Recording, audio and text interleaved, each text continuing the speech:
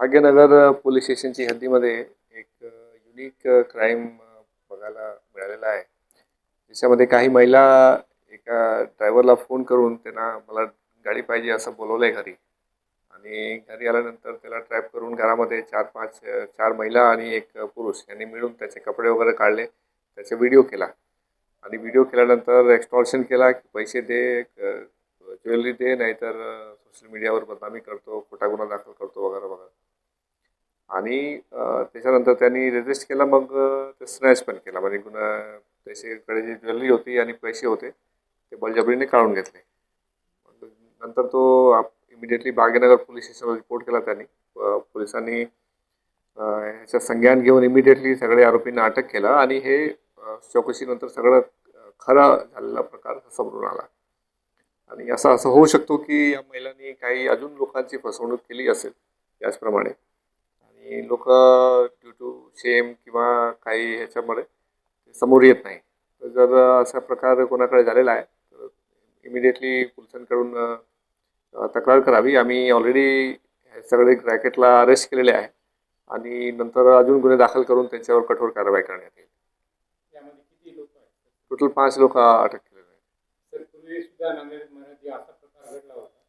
नागरिकांना काय वाटतं? अशा प्रकारचे ह्याच्या जनरली अशा प्रकारचे रॅकेट्स वगैरेमध्ये बळी पडू नका. कुठे कोणाची घरी जाण्याची गरज नाही आहे. म्हणजे जे जेन्युइन आहे त्याप्रमाणे कारवाई करा.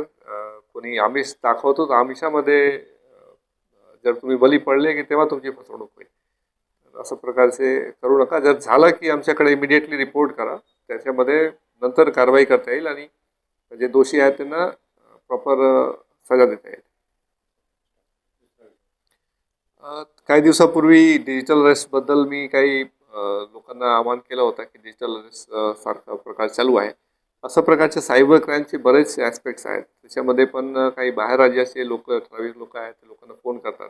एक तर डिजिटल अरेस्ट एक हे झाली, परंतु त्यांना बरेच कधी नोकरीचे आमिष दाखवतात, वर्क फ्रॉम होम करा, अशा प्रकारचे तुमचे बँक अकाउंट रेंटवर द्या, तुम्ही बँक अकाउंट दिले की तुम्हाला पैसे मिळतील, अशा प्रकारचे लोकांना फसवणूक करण्याचा प्रयत्न करतात. त्यांच्याकडून बरेच डिटेल्स घेतात, त्यांचे नंबर्स, पॅन कार्ड, आधार कार्ड वगैरे घेतात, OTP घेतात. अशा प्रकारचे काही बँक अकाउंट्सवर आम्ही गुन्हा दाखल केलेला आहे. स्वतः पुढाकार घेऊन सायबर पोलिसांनी गुन्हा दाखल केलेला आहे, ज्यांना आम्ही म्यूल अकाउंट म्हणतात.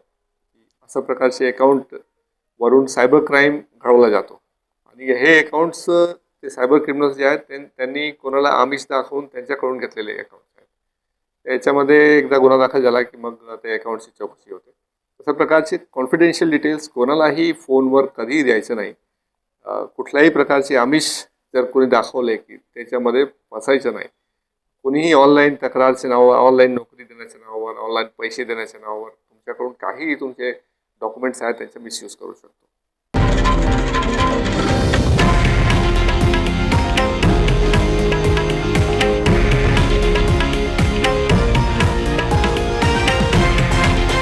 हे आहे देशातील नंबर 1 न्यूज नेटवर्क आणि आपण पाहत आहात TV9 मराठी, एकमेव.